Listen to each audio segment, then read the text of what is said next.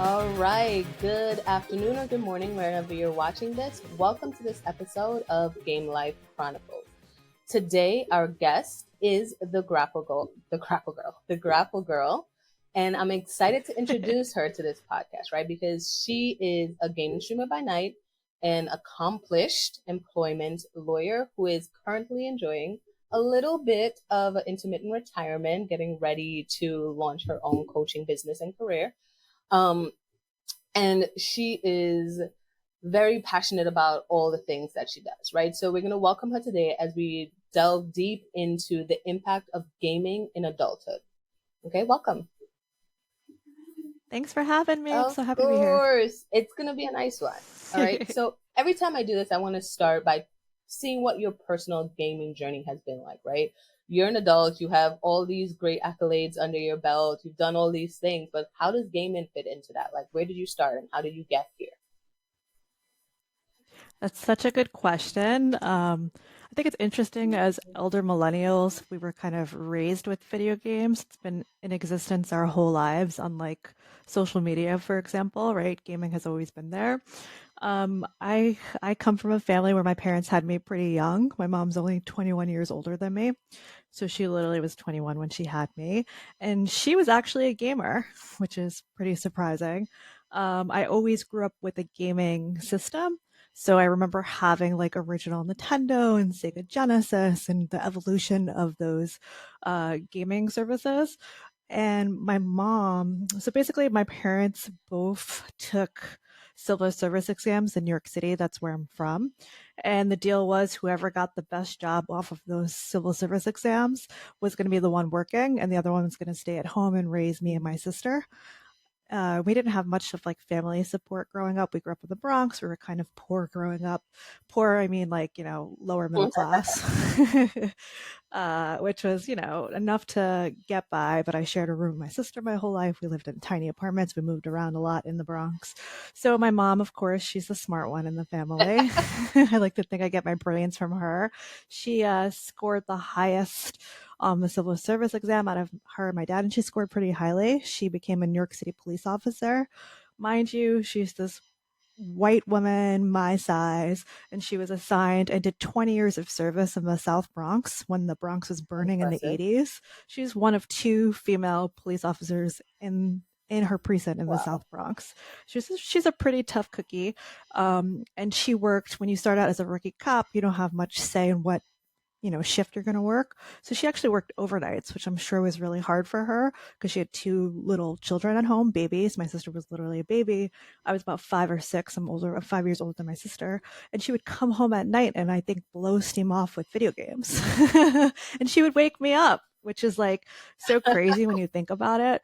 But she would come home 1, 2 in the morning, wake me up and be like, hey, do you want to play Nintendo? Do you want to play Miss Pac-Man, which was like our game, our passion You were like game. 5'6"? And so I'd be up for yeah, 5 or 6, like I was a baby, and throughout, as I got older, that would be like our routine.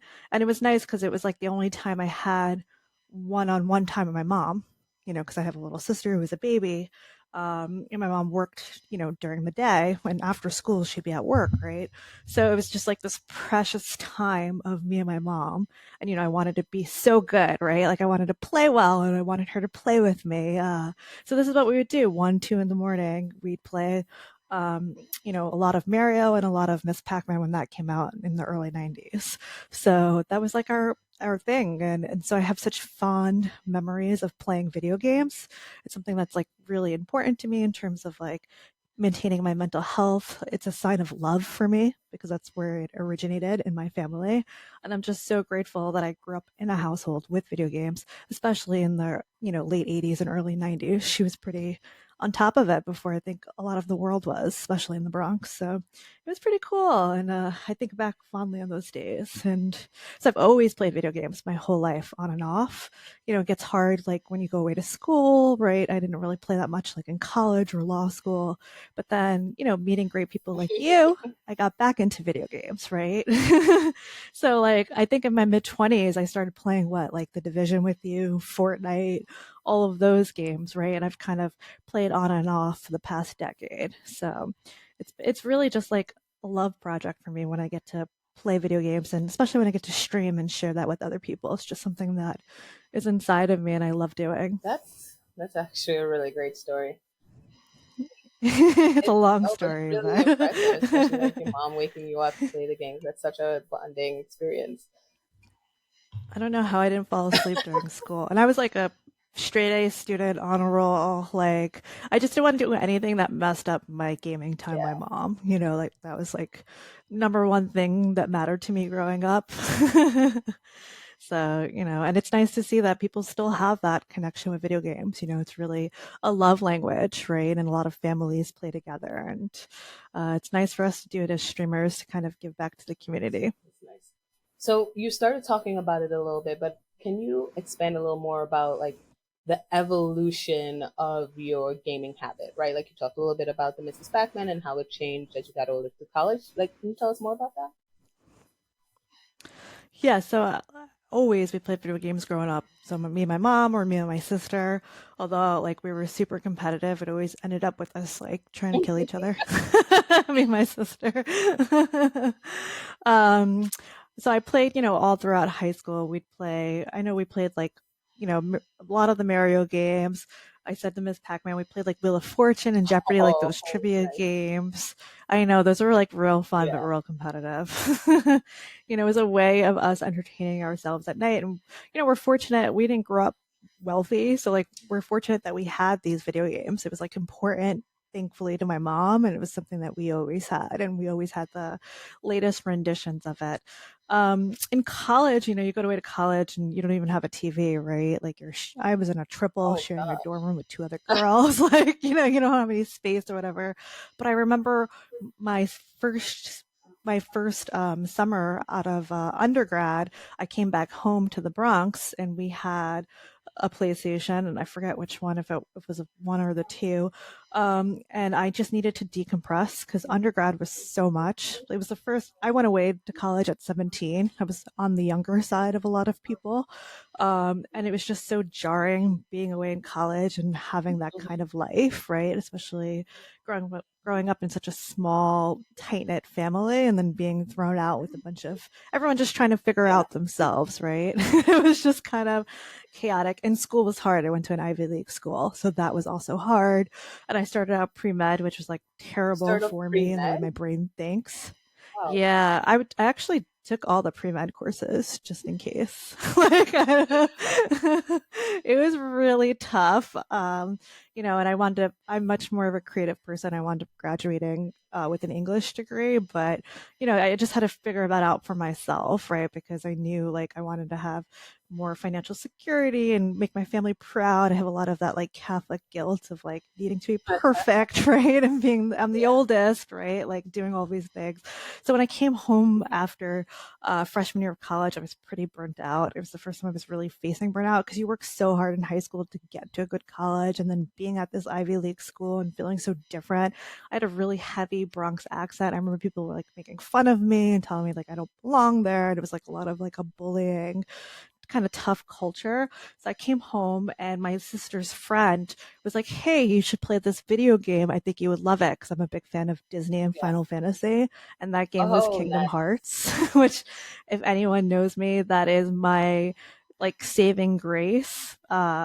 And I have it, the Oathkeeper. After law school, I got it tattooed on me. This is a keyblade from, I believe, the second game. It's the Oathkeeper, which also makes sense because I'm a lawyer. So that game, like, I remember my parents hating me because I just played it nonstop. Like, that's all I want to do is hide in my room, play this video game, submerge myself into this video game, and it really helped me cope with that burnout and like figuring out, other things that I like to do and just returning to who I am. So I played Kingdom Hearts all summer, and it was just like what I did. I remember my friends would come over to my apartment, to my parents' apartment, and be like, "Come out with us," and I'm like, "No." Kingdom Hearts. Go, like, literally, they will confirm this. I was like, "No, I need to play this." And it was cool. My sister watched me play it the whole summer, and it was just like nice to have that like return to my roots. It's therapy. Video games have always been therapy, and that was like a good reminder that, I need this in my life. It's just kind of ingrained in me. And so, I graduated undergrad fine. I had great grades. I wound up going to a top 10 law school. And I've always kind of just played video games on and off. I think like the next game I kind of fell in love with has been Fortnite, which is so crazy because it could be a really competitive, toxic culture, but you just got to recognize you're not like a 14-year-old trying to become professional Fortnite player, It's right? totally Like casual. you just accept, right? You just accept your trash game player, right? Dumpster fire gameplay, but you're gonna have a good time. And what's been mind blowing to me about the Fortnite and Twitch community that there are all these similarly like minded people. Like I never knew there were so many moms, dads, grandparents who are playing this game and looking for a similar community to just vibe with. So that's been pretty cool too. I'm glad that I've walked into this Fortnite culture and I've been accepted and we have our community, which has been really nice. Awesome. So we've heard a little bit about the Kingdom Hearts and the Fortnite. Tell me more about the kind of games that you really enjoy and why. Oof, that's tough. I mean, I love a game with a good storyline. So, like Kingdom Hearts, Horizon Zero Dawn, God of War, like those kinds of games have been great to play. But I also, sometimes you don't want to spend all that time Yeah. submerged into a game. You just want to be in and out, right? I think that Fortnite adds a lot of that. Plus, Fortnite's kind of cartoonish. It's not that serious like Call of Duty or Yeah, like those kinds of games. It's designed for like a broader a good fun audience. gameplay. I really, I'll try pretty much anything. I don't like when it's too involved, as you know. The no farming game. Like, my brain can only, yeah, oh no, I cannot do farming games. I've been watching my boyfriend play Stardew Valley, which is the farming game, and it's fun to play. It's fun to watch him, but he'll be like so exasperated from farming 400 logs of wood and having to feed the chickens and build his house bigger. Like, no, I A whole can't. different life. No, I need like a purpose. Yeah, I'm not a farmer at all. I like an action-packed game. I like a good storyline, or I like anything that will bring a community in and watch, and hang out and play with me. It's kind of fun to play community games. I think I want to get more Yeah. into that. Okay. So you mentioned, and so how has gaming influenced your relationship with like families and friends? Yeah, I mean, gaming has always been a part of, my family in terms of my mom, me, and my sister. And I think for me, it's non-negotiable. I need someone who understands that gaming is therapy and supports me on that. I've been really lucky to date someone for the past 11 years who wholeheartedly will support me in every crazy adventure I do. And I have always played video games together. It could be tough because we play very Yeah. differently. We have different gaming styles. I think our strongest points are when we watch each other play like some RPG or, I've watched him play like the whole God of War series. He played the whole Zelda series. He plays a lot of the newer Mario games like Paper Mario or Super Mario Odyssey. It's fun to just like watch. And he's been very supportive in my gaming world where he'll watch me play Fortnite and he'll come into the stream and hang out, make sure I'm fed because I'll stream for like 6 hours and forget to eat. So it's been nice. And I've been watching him at night play Stardew. So I'll go. So I think the part, like the big takeaway is just like making it some sort of like joint activity, even if we're both not playing, being supportive of each other in whatever game that may be. And so you mentioned it a couple of times. So do you participate in any gaming communities or events, either online or in person, that like help get you deeper into this world?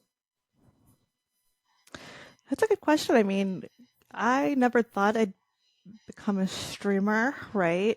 I became a streamer because of you.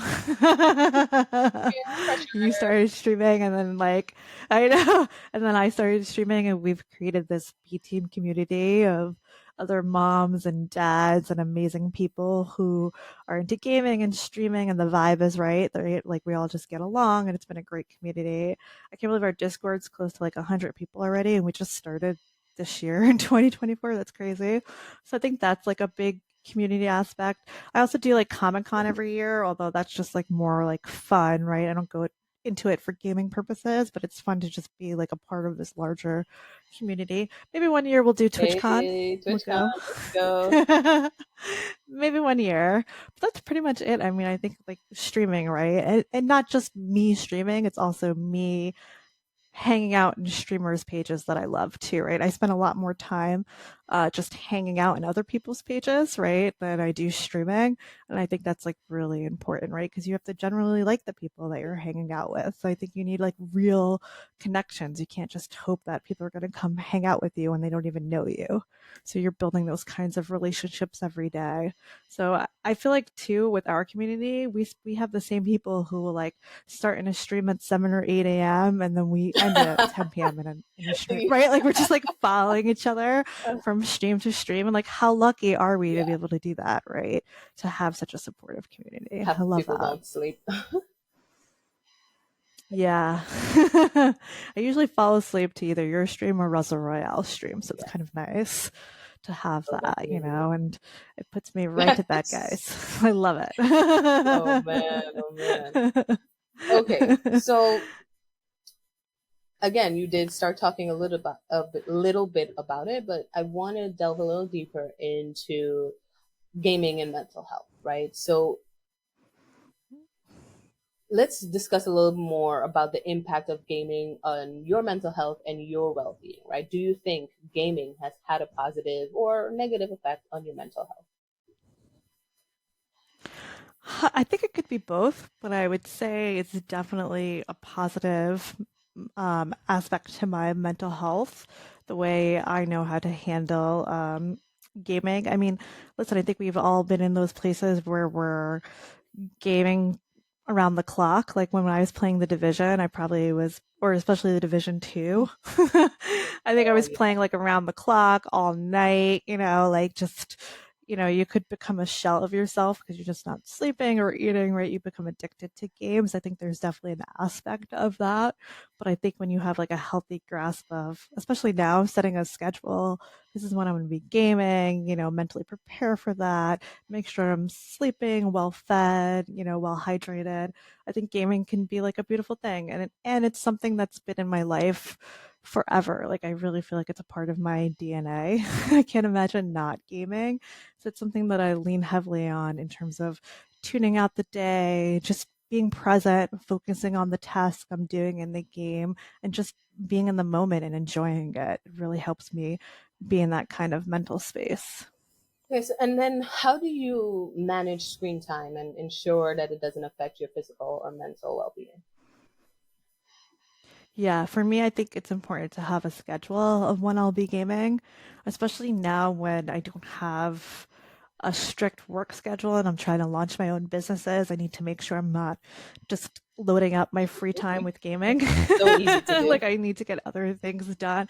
Exactly. And it's the thing that I would rather be doing, right? Like I'd rather just, game, get on a stream, hang out, but I need to get things done in my life. So I think for me, it's just having a schedule. I didn't have a schedule when I first started streaming and I was probably streaming every day. But I think that was just like way too much for me. I needed to like clawed back, right?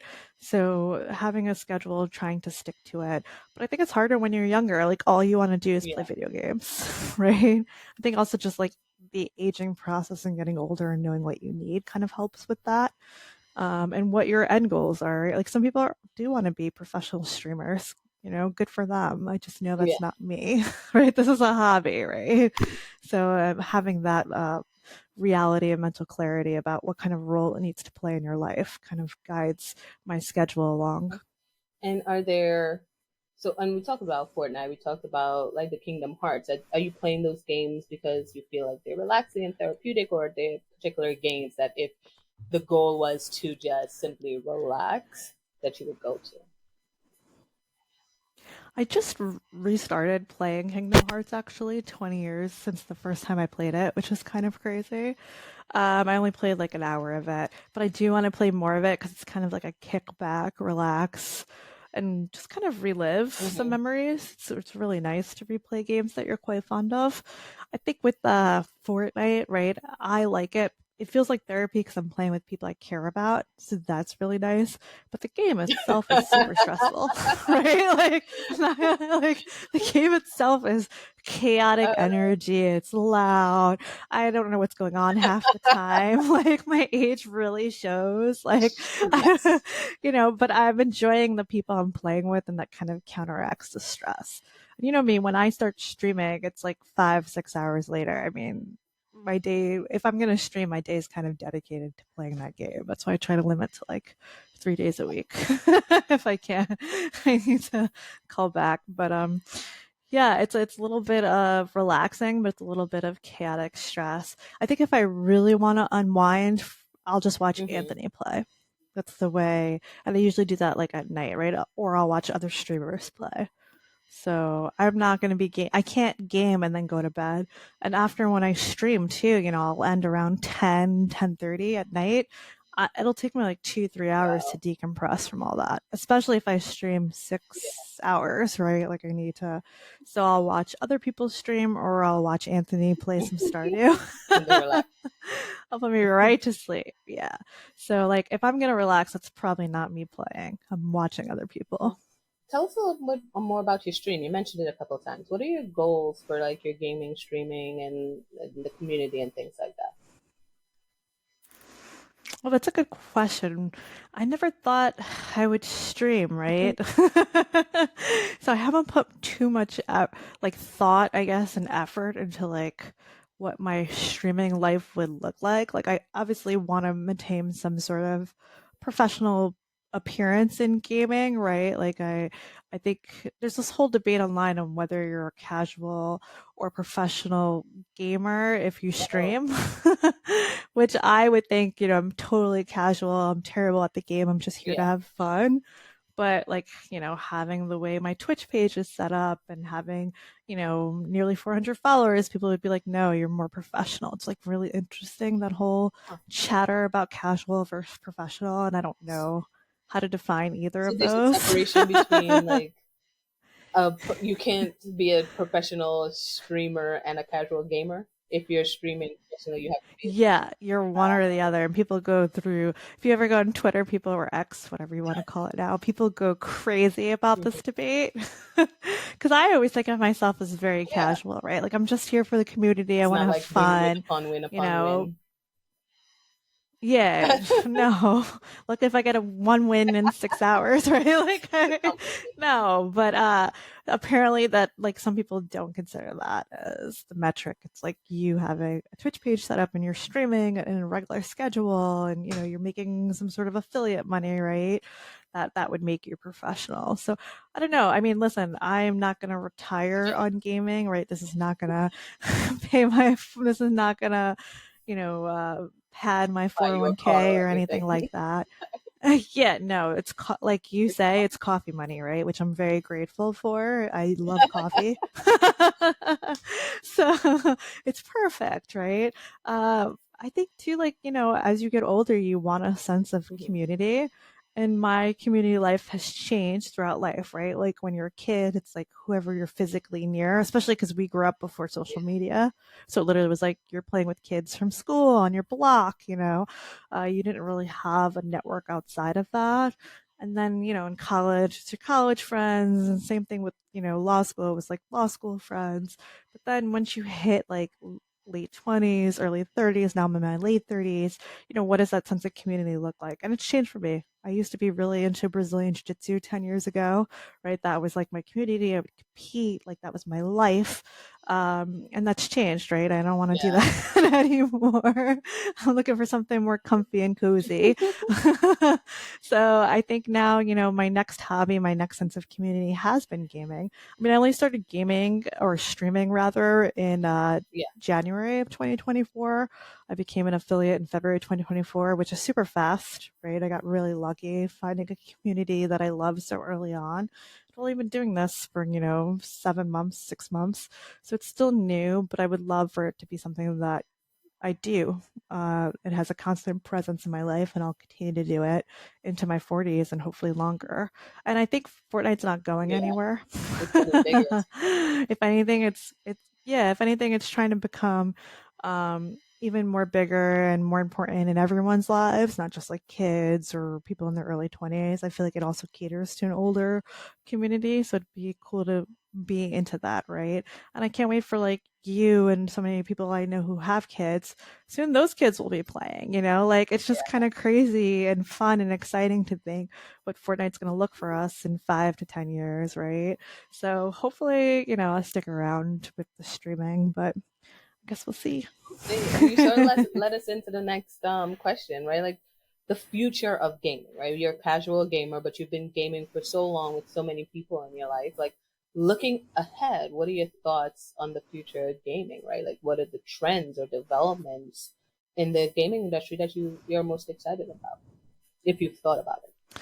It's, yeah, I have a little bit because it seems to be like a really weird time in gaming. Like we all just a few years ago, we were all trying to get the new PlayStation. I've always been a Yeah, PlayStation girly, and it was so hard to get, and it was such a big, you had to like plan how to get it, right? Like signing up on Best Buy rewards and checking out the tracking emails when it was Twitters and launched, and yeah, checking. It was just chaos, right?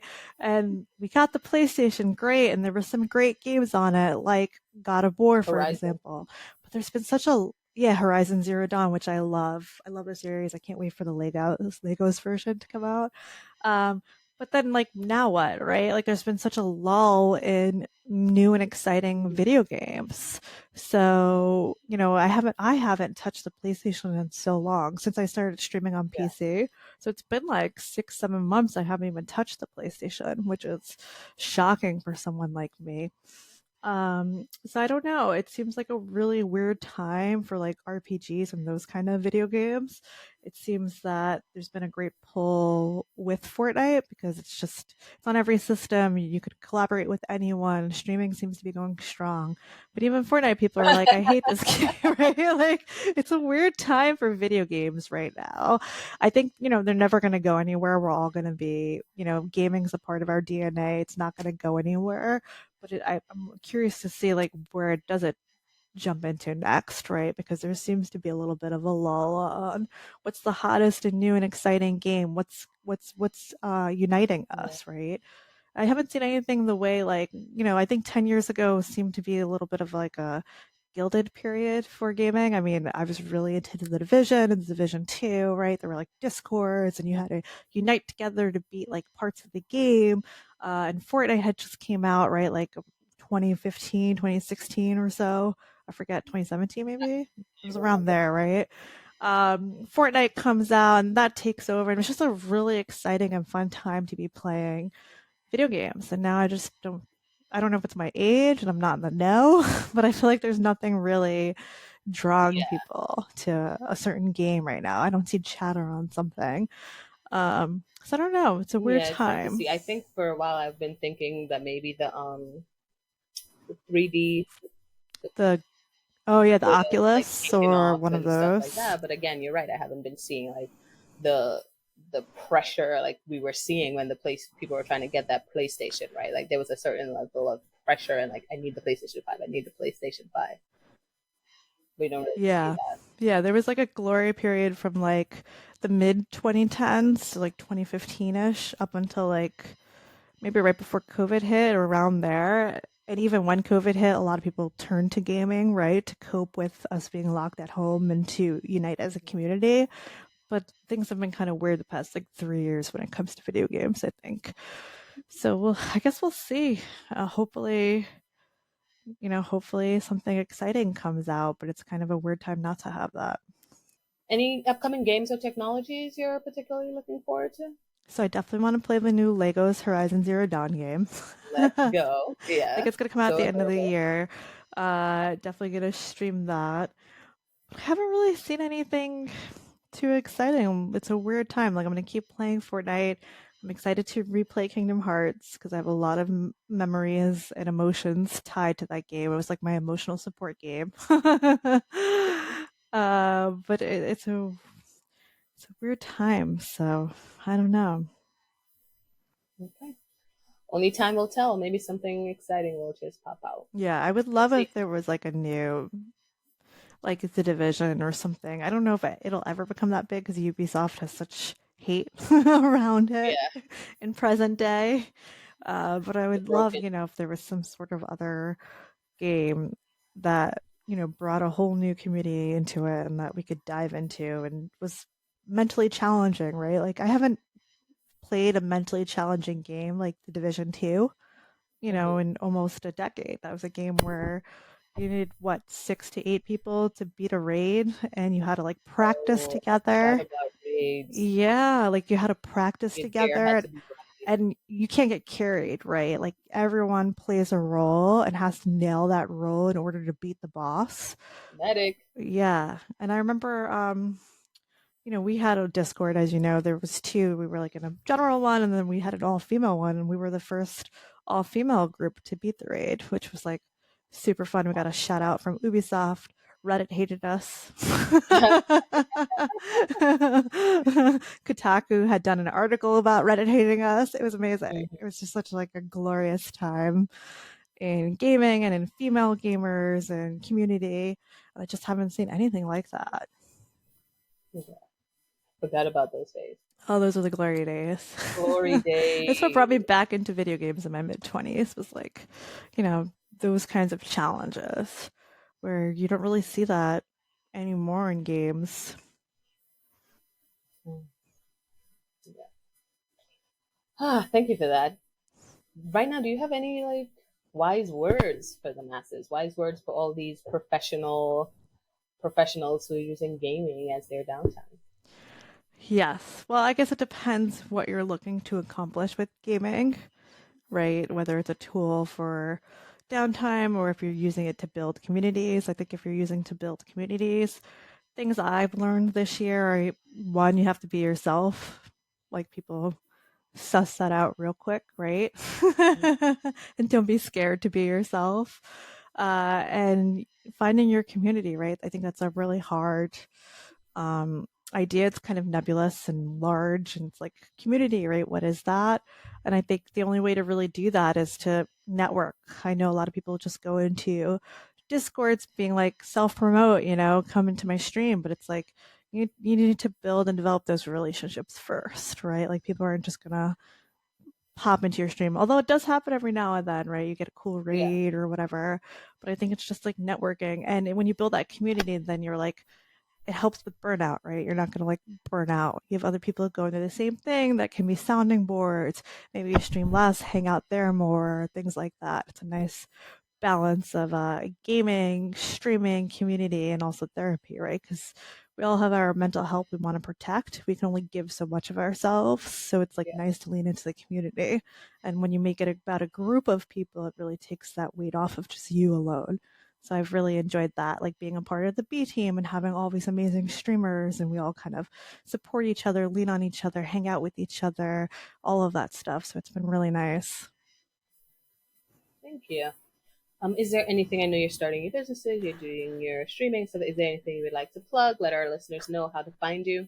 Yeah, well, you could always find me on Twitch at the Grapple Girl, one word, the Grapple Girl. It's also my epic name. It's also my social media name everywhere.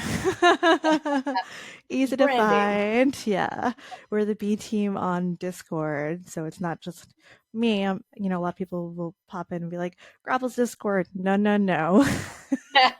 It is not Grapple's Discord. Disclaimer. I did not create this Discord. Sparky P did. Like, I'm just here hanging out, right? Passenger Princess. I'm just here hanging out. Like, so that's an easy way to find me. I really want to be a welcoming and accommodating streamer. We keep it family friendly. Oh, it's the first time we're saying this. We are a family friendly stream. We have a lot of kids in our stream who come. I will play with community. I love community games. That's my favorite. We play with kids up until 8 p.m. Eastern Standard Time, and then we change over And to it's adult bedtime. only because we can't have children screaming at us in our ears late at night. But that's the kind of community we built. We have like these amazing kids that come through. We have amazing adults, grandparents. I mean, people of all ages are coming through. So it's really important we keep it family friendly. That's like a number one goal. And to just be accommodating and welcoming to everyone. Everyone has different walks of life. So, and just keeping that mindset. And every day I try to remember that, and bring that into the stream to make it comfortable for everyone. I'm not gonna lie though, I'm a loud person. As much as I would love to have a comfy, cozy stream, like that's the aesthetic I strive for, I've realized that I'm just like a chaotic, loud, energetic person. Grab the screen. Grapple screams, like literally one of our fellow B team members, Norrin Red Surfer, has the Grapple Girl redeems on his channel. It's just me screaming. It's not just one scream, it's a compilation of me screaming. It happens so often. Fun fact, Sparky P's redeems are animal sounds. That's just who we are. We're weird people. We're loud. We're energetic. Like we're not scared to show our personalities, and I love that. I love that for us because these are the people who have associations with us, and they're positive, and they are what they are. Take it or Also, leave I didn't know this was so controversial, but apparently people hate. There are certain people who hate when you eat on stream. I'm sorry. I'm a girly who eats all day long. If you're not it. into mukbang, this is not for you. I've recently encountered a lot of Twitter/X posts about eating on stream. It's a very controversial topic, apparently. Really? Yeah. I've had my own controversy surrounding it. Like I don't a girl gotta eat, okay? So You're streaming for 12 hours. You got to eat at some point. exactly. What do you want me to do? And half the time I'm forgetting. It's literally Anthony bringing me a plate of food, being like, "You need to eat lunch, snacks, dinner. Like, eat this, please." So, that's just kind of the stream. So we're largely I play Fortnite. It's a Fortnite community. I am slowly delving into some other games, but I mean, I think I'll always be a Fortnite girly. It's brought so much into my life. It's short, I'm kind of ADHD, so it's short. You get in, you get out. It's chaotic. You get to the new one, right? And it's great too for community because you could go through a queue, right? Sometimes our Yeah. queues could be pretty crazy. We're trying to get a lot of people in. We'll play with anyone. You just got to keep it family friendly. So our doors are open. Come on through. We're ready to hang out with you, play with you, lurk, whatever. I do not care what you want to do in my stream as long as you keep it family friendly. Some people are so against lurkers. I'm like, why? They're the backbone of Twitch. Like, They I love really are. lurkers. Come through, They hang really out. are. They're our favorites. Exactly. Like, I don't know. We love you. And then on a All right. personal level, I guess I should talk about that journey real quick. Yeah, So absolutely. I realize I haven't talked about anything like that, but I'm getting ready. Well, I should backtrack. I'm an employment lawyer. I have been for 12 years. I've spent my career advising employers, businesses on legal issues, best practices. I'm also a litigator. I've been to court, hundreds of times. I've decided I took a step back from my job that I had just through, general burnout and just really visioning a different life for me. I'm getting tired of working for other people. I want to be in charge of my time, my freedom. So I took a step back and I kind of did a little bit of intermittent retirement this summer, which has been amazing. Like, I know it's such a luxury and privilege, and I mean that. It is a luxury and privilege to take 2 months off from a job and get to travel and focus on other passions like streaming and really developing my own businesses, which I'm about to launch. So I'm super excited for that. And, who knows where this world may take me. Just kind of listening to the vibes and seeing where it takes me. But I'll be launching an employee life coaching business, a career coaching business. So any questions you might have about dealing with your employer, about wanting to manage up or down, about getting a raise, applying for new jobs, dealing with a nasty boomer who's always putting you down based on your age, anything like that. I've been on the employer side of all those questions and issues. I'm ready to help employees kind of get back their life and their time and deal with these issues in a very simple way. I'm here to listen. So I'm launching my business. It's called That Work Girl. It's going to be thatworkgirl.com. So you could come in, set up an appointment with me, obviously for a fee, but I will be doing 15-minute free consultations. So, come in, come talk to me, let me know what the issues are. Everyone defines success differently. Some people want to be at the top of the corporate ladder. Some people are trying not to work at all. I get it. Everyone has a different idea of what success is. I'm here to help you reach those goals. So I'm launching that business, that work girl. I'll also be a lawyer. I'm always a lawyer. That work girl is not legal in any way. It's just informational. It's just career coaching. But I'll also have a side business of being a lawyer, and I want to help employees with actual legal issues against employers. I've spent my life helping employers, but I feel like it's time for a change. I want to help the people, right? So let me help you. I'll be launching my law firm as well, and so I can help you with all of your employment legal issues as well. A lot of things happening. So thank you for joining us today. And to our listeners, thanks for tuning in. Don't forget to Yeah. like, subscribe, and share. And stay tuned for our next episode. We'll continue exploring the impact of gaming on our lives.